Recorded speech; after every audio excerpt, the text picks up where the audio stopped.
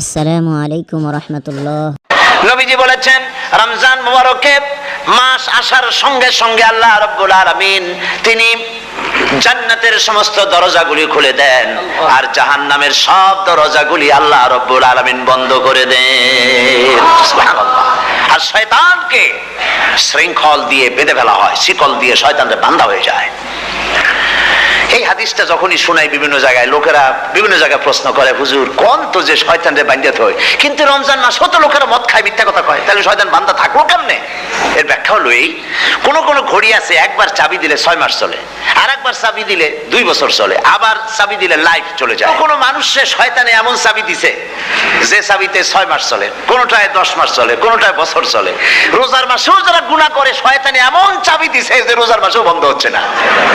এরা শয়তানের খপ্পরে পড়ে গেছে। আল্লাহ এই চাবি থেকে মুসলমানদেরকে হেফাজত করুন বলি আমিন। মা আসসালাম।